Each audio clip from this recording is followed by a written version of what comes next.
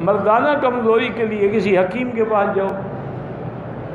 پہلے میں نے ایک آدمی کو بتایا تھا، وہ مجھے ابھی تک بیچارہ خط لکھتا ہے، پریشان کرتا ہے. وہ مجھے ملا بیچارہ، اللہ عالم 4-5 سال پہلے کی بات ہے.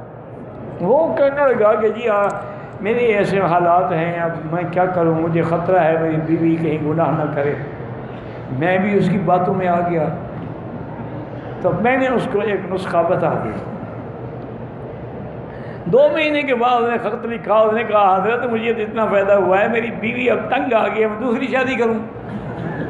میں کیا کروں؟ میں نے کہا اس بیوی کو بھی وہی دوا کھلا دو، انشاءاللہ پھر تم بھی تنگ آ جاؤ گے.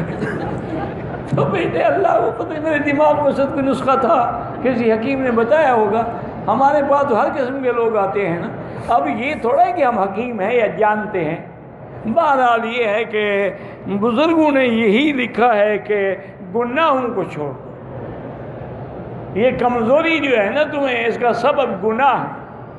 جس نے جوانی میں گناہ کیے ہیں، اغلام کیا ہے، غلط عورتوں سے تعلق رکھا ہے، ہاتھوں کو استعمال کیا ہے، کمزور تو ہونا ہے. اور کیا ہونا ہے؟ یہ ہماری گناہ ہوں گے. سب سے پہلے گناہ چھوڑ دو.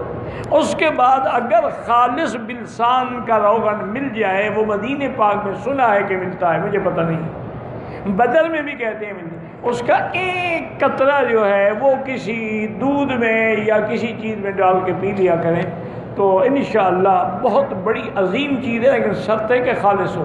خالص نہ ہوا تو انشاءاللہ گردے جلدی فیل ہو جائیں گے.